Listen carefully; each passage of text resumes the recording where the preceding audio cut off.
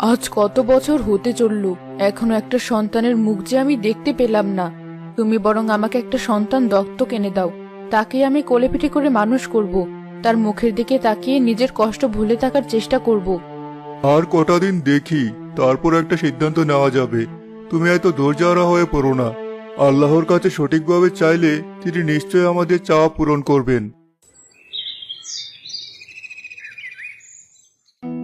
তুমি এখানে বসে মাছি তাড়াচ্ছ, ওদিকে তোমার ওই বন্দা ভাবি সন্তান দত্তক নিতে চাইছে। যদি ওরা সত্যি সত্যি তাই করে, তাহলে তো আমাদের সব স্বপ্ন মাটি হয়ে যাবে। তোমার ভাইয়ের সম্পত্তি যে আর আমাদের পাওয়া হবে না। না না, এ আমি কিছুতে হতে দেব না। এতদিন আমি অনেক চুপ থেকেছি, কিন্তু এখন দেখছি আমার চুপ থাকার দিন শেষ হয়ে গেছে। আজকে ওদের কিছু বলতেই হবে। তাই যাও, গিয়ে তাড়াতাড়ি বলো কিছু, না হলে সবটা হাতছাড়া হয়ে যাবে।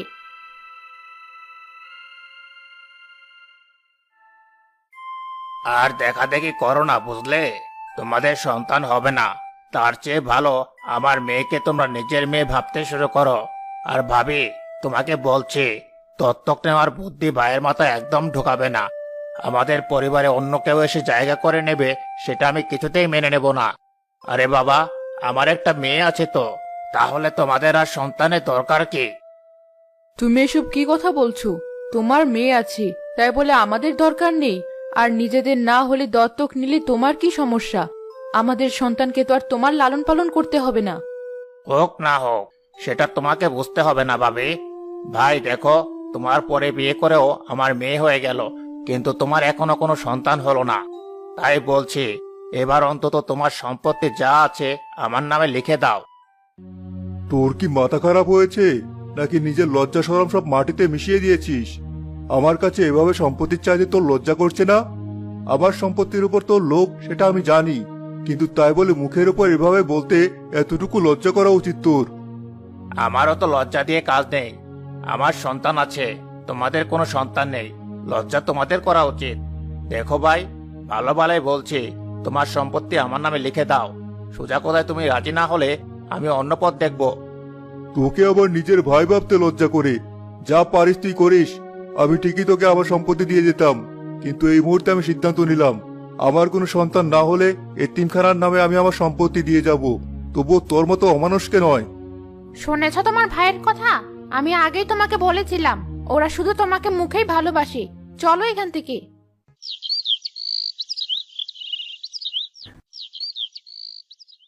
বাবা, এই দেখো, তোমার এক ফুটফুটে মেয়ে হয়েছে। বাহ, আমার মেয়ে তো অনেক সুন্দর হয়েছে। তার চেহারায় কি সুন্দর মায়ার আভা! এমন মায়াবী চেহারা আমি আগে কখনো দেখিনি। এবার মেয়ের একটা নাম দাও বাবা। এমন মায়াবী যার চেহারা, তার আর অন্য কোনো নাম দেব না। তার নাম মায়াই থাক। বেশ সুন্দর নাম হলো তো। তাহলে তোমার মেয়ের নাম মায়া।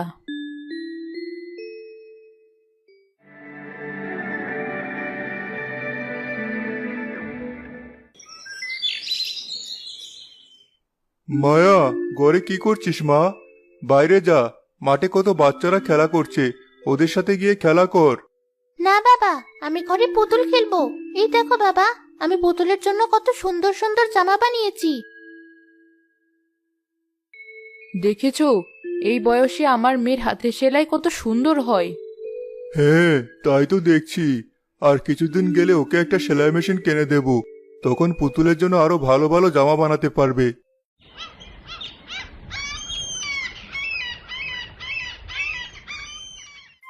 ওই দেখ, হাবলাটা বারান্দায় বসে পুতুল খেলছে। আমাদের সাথে খেলতে পারে না। হ্যাঁ, কেমন হাবলা মেয়ে। হি হি হি। মা, হাবলা কি? ওরা আমাকে হাবলা বলছে কেন? কিছু না মা, ওরা দুষ্টু। তুই ওদের কথায় কান দিস না। এই দেখ, আমি রান্না করছি, তুই আমাকে একটু তরকারি কেটে দে। ঠিক আছে মা, আমি এখনই কেটে দিচ্ছি। লক্ষ্মী মেয়ে আমার সাথে বসে বসে রান্নার সব কাজ শিখে নিবি। ঠিক আছে, আমাকে তুমি কটা কাপড় এনে দেবে মা? আমি বড় বড় জামা বানাবো। এটুকু বয়সে তুই বড় জামা বানাতে পারবি? হ্যাঁ, আমি পারবো মা।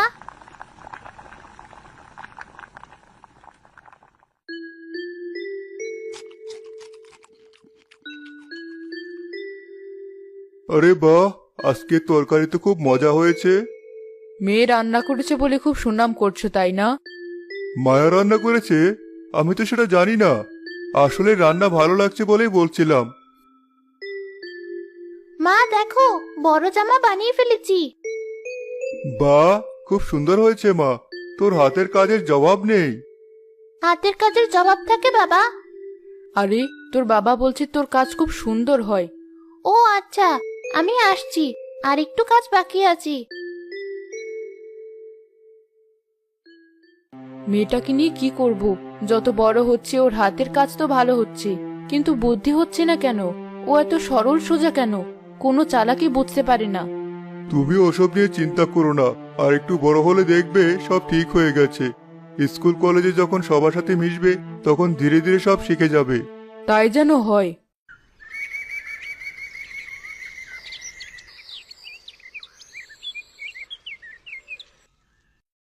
তাড়াতাড়ি আয় মা, আমার কাজে যেতে দেরি হয়ে যাচ্ছে। রোজ রোজ তোকে স্কুলে নিয়ে যাওয়ার চক্করে আমার কাজে যেতে দেরি হয়, আর কথাও শুনতে হয়।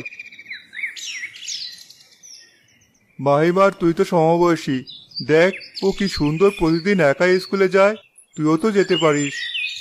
এখন স্কুলে যাওয়ার সময় এসব আর বলো না, পরে এক সময় বুঝিয়ে বলো। আর অন্য কিছুতে তো আর দেরি করে না। প্রতিদিন সকালে উঠে আমার সব কাজ করে দিয়ে তারপর স্কুলে যায়। কটা মেয়ে এমন করে বলো দেখি? আমি গেলাম মা, তুমি ছুটির সময় গিয়ে আবার নিয়ে এসো আমাকে। ঠিক আছে।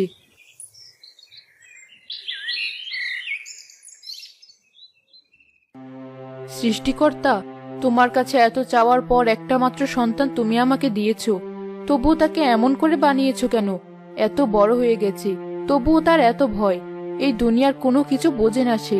আজকালকার ছোট ছোট ছেলে মেয়েরাও সব বোঝে, অথচ আমার এই মেয়েকে একটা কথাও যদি একটু ঘুরিয়ে বলা হয়, সে কথাটুকুও ধরতে পারে না। এই হাবলা মেয়ে, এত দেরিতে প্রতিদিন স্কুলে আসো কেন? এমন দেরিতে স্কুলে আসার চেয়ে না আসা ভালো। তোমার আর স্কুলে আসতে হবে না। ঠিক আছে ম্যাডাম। আবার বলে ঠিক আছে ম্যাডাম? এ কেমন হাবলা? এসব মেয়েদের স্কুলে কেন ভর্তি করে কে জানে।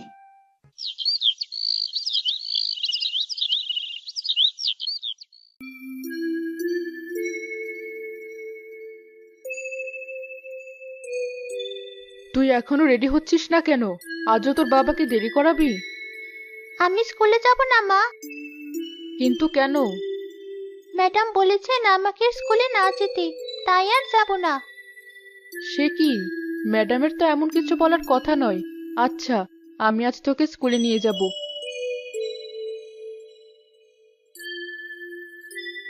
শোনো, তুমি কাজে চলে যাও। মায়াকে আজ আমি স্কুলে নিয়ে যাব।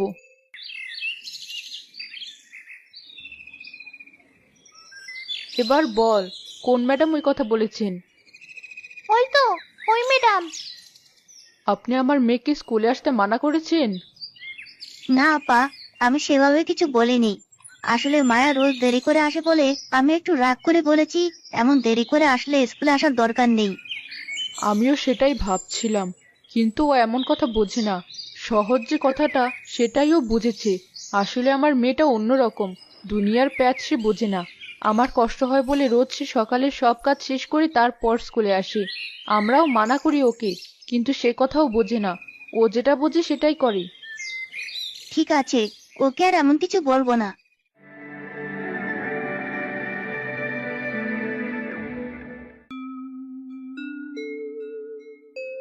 শুনছো? হ্যাঁ, বলো। আগের দিন ঘটকের সাথে মিলনের বিয়ের বিষয়ে কথা বলেছি। তা কি বললেন ঘটক মশাই? তেমন ভালো মেয়ে পাওয়া যাবে? হ্যাঁ, একটা মেয়ে পাওয়া গেছে।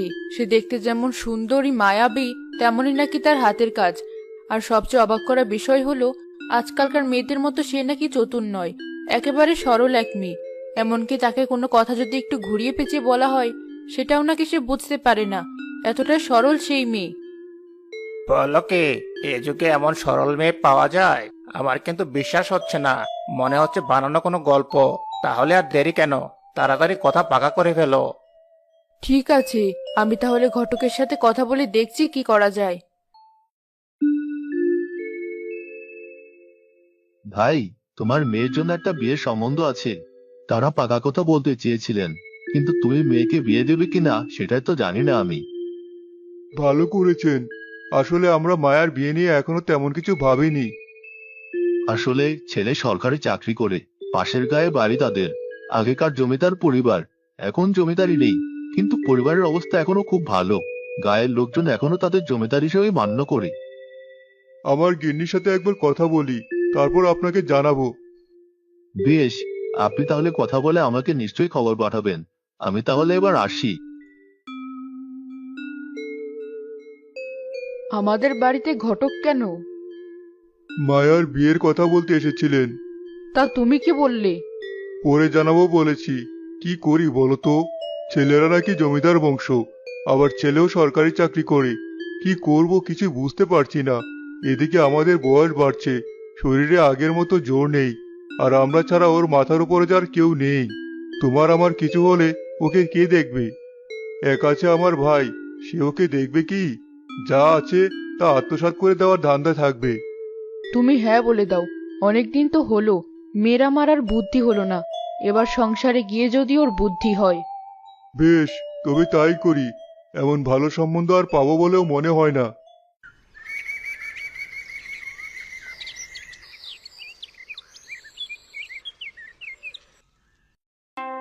মিলন আর মায়ার বিয়ে হলে মায়া চলে যায় শ্বশুর বাড়িতে।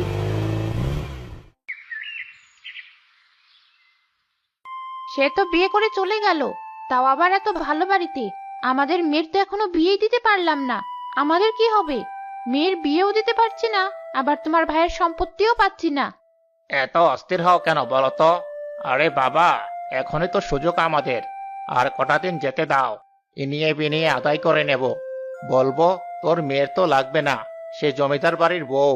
আমার মেয়েটার মুখের দিকে তাকিয়ে দিয়ে দে ভাই। ঠিক আছে।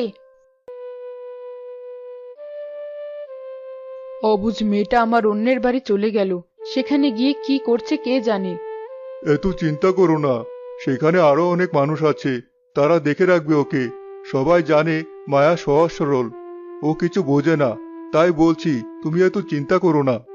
সে তো তুমি বলছো, কিন্তু সবাই যদি ওর এই সরলতার সুযোগ নেয় তখন কি হবে? এসব বলে তুমি আমাকে চিন্তায় ফেলে দিও না মায়ার মা। মায়া তো আমারও মেয়ে, তাই না? তার জন্য আমারও চিন্তা কিছু কম হচ্ছে না। তার মধ্যে তুমি এসব বললে আমি নিজেকে সামলাবো কি করে? চিন্তা না করে চলো, আল্লাহর কাছে দোয়া করি ওর জন্য। নতুন বিয়ে করেছি, আগে থেকে চেনা জানাও নেই। বউকে নিয়ে একটু ঘুরে আসি, ওরও ভালো লাগবে আর আমারও। মায়া, তাড়াতাড়ি সুন্দর করে মেকআপ করে রেডি হয়ে এসো, আমরা ঘুরতে যাব। কিন্তু আমি তো মেকআপ করতে জানি না। সে কি, তুমি মেকআপ করতে জানো না? না, জানি না।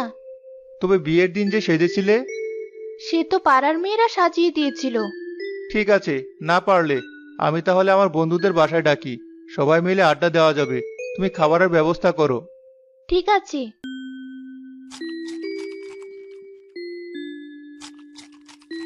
আরে বাহ, ভাবি তো একেবারে রেস্তোরাঁর চেয়ে ভালো রান্না জানে। হ্যাঁ, প্রতিদিন রান্না খুব মজা। ভাবিকে ডাক, তার সাথে একটু কথা বলি। মায়া, এদিকে এসো। তা ভাবি, দিনকাল কেমন যাচ্ছে? সকালে উঠে হাত মুখ ধুয়েছি, তারপর খেয়েছি। এরপর সাজতে পারি না বলে ঘুরতে যাওয়া হয়নি, তাই আপনাদের দাওয়াত দেওয়া হয়েছে, সেজন্য আবার রান্না করলাম। এই মায়া, তুমি এসব কি বলছো? যাও ঘরে যাও, আর একটা কথাও বলো না। এই তোরা এবার আয়, পরে কথা হবে।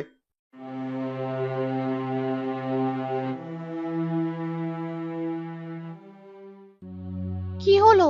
আপনি এমন করছেন কেন? ওনাদের তাড়িয়ে দিলেন, আবার আমাকেও তাড়িয়ে দিচ্ছেন।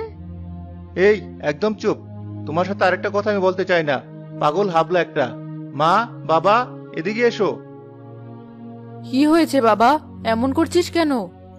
আমার বিয়ের দায়িত্ব তোমাদের দিয়েছিলাম বলে তোমরা আমার গলায় এমন একটা হাবলা ঝুলিয়ে দেবে? কি সব বলছিস তুই, তাও আবার ওর সামনে?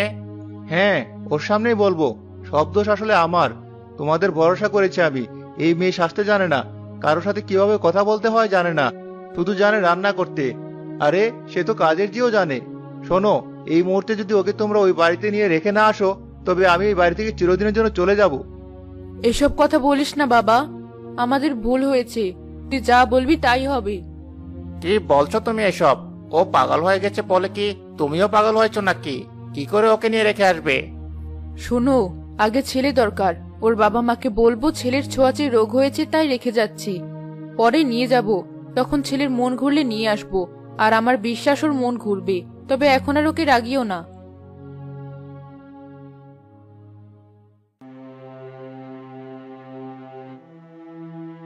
বেয়াই, মেয়েকে নিয়ে আজই চলে এলেন যে? আজ তো তার আসার কথা ছিল না। আসলে ছেলেটার কিছুদিন থেকেই শরীর খারাপ ছিল। আজই ডাক্তার বললেন ওর ছোঁয়াচে রোগ হয়েছে।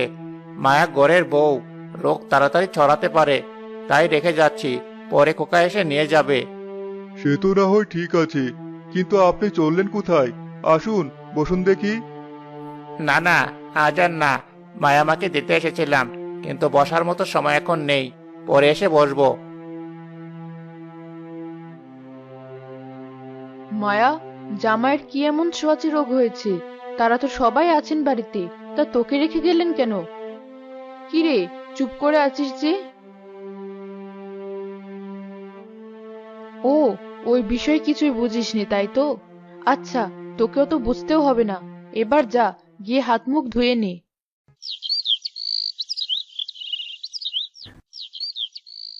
আমার শরীরটা তেমন ভালো লাগছে না, এদিকে মেয়েকে ওভাবে সেদিন রেখে গেল, আর তো কোনো খোঁজ খবরও নিচ্ছে না। তুমি এত চিন্তা না করে একটা চিঠি পাঠাও।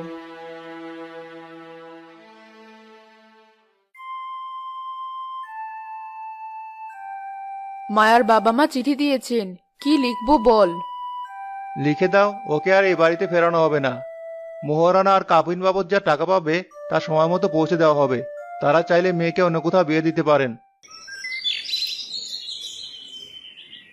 মায়া শ্বশুর বাড়ি থেকে চিঠি এসেছে, দাঁড়াও পড়ে দেখি কি লিখেছে। এ কি, কি হলো তোমার? মায়াকে ওরা আর ফিরিয়ে নেবে না। আমাদের মেয়েকে নাকি তাদের ছেলের পছন্দ না, সে আর তার সাথে সংসার করবে না। তুমি শান্ত হও, দেখবে সব ঠিক হয়ে যাবে। হঠাৎ করে হয়তো মেনে নিতে পারিনি, কদিন পর দেখবে এসে নিয়ে যাবে। আর তুমি ওকেও কিছু বলো না, মেয়েটা আমার এমনি তেমন কিছু বোঝে না, কি বুঝতে আবার কি বুঝবে কে জানে। ঠিক আছে।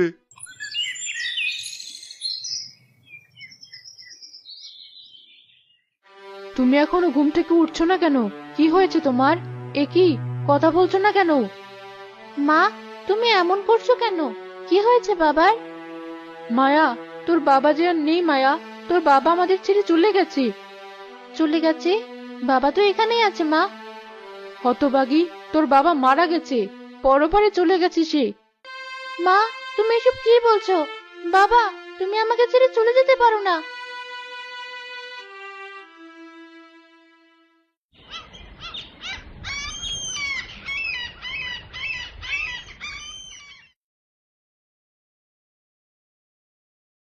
শুনলাম তোদের ঘরে নাকি আর চাল ডাল কিছুই নেই, তাই বলছি এবার সব আমার নামে লিখে দে, তাহলে আর কোনো কিছু চিন্তা করতে হবে না।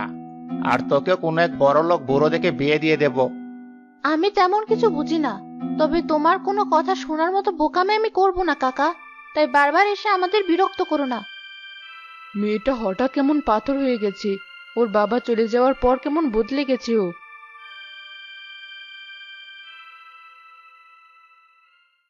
মায়া, খুব তো বড় মুখ করে না করে দিলি, কিন্তু আমরা খাবো কি বল? কতদিন এভাবে না খেয়ে থাকবো? একদিনও না মা, বাবার দেওয়া সেই সেলাই মেশিন আজ থেকে আমার সঙ্গী। আমি জামা বানাবো, তাতেই আমাদের দুজনের আরামে চলে যাবে মা। বেশ, তোর যেটা ভালো মনে হয় কর।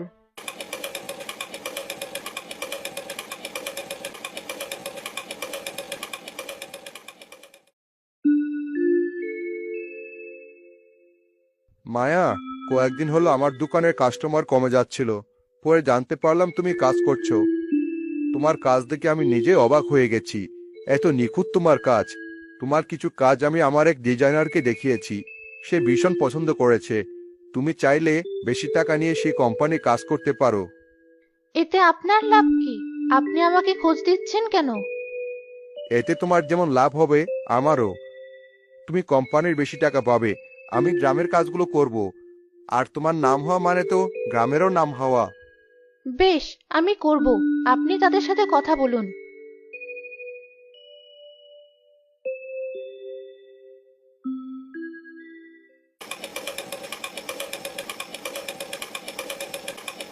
দিনরাত এত কাজ করছিস মা, নিজের কথা একটু ভাব। তুই কেমন ছিলি, কেমন হয়ে গেছিস। নিজের জন্যই তো করছি মা। বাবা আমাকে ছেড়ে চলে গেছে। তুমিও যখন যাবে তখন আমার কি হবে? তাই তুমি থাকতে টাকা জমাচ্ছি। মিলন তোকে নিতে আসলে তুই যাবি না মা? কিরে, এমন হাসছিস কেন? ওসব কথা বাদ দাও। তুমি গিয়ে ঘুমিয়ে পড়ো, আমাকে কাজ করতে দাও। আমার চেনা মায়াকে যেন আমি আর খুঁজেই পাচ্ছি না। কষ্টে আর টাকার নেশায় সে ডুবে গেছে। কোনো কিছু আর তাকে ভোলাতে পারে না। যাক, এবার অন্তত আমি নিশ্চিন্তেই মরতে পারবো। ওকে নিয়ে আর চিন্তা করতে হবে না, ও নিজেই চলতে পারবে।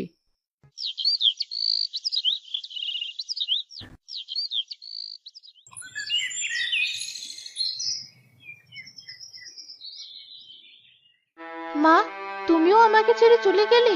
কেন এমন করলে আমার সাথে? আমাকে এভাবে একা করে দিলে তোমরা?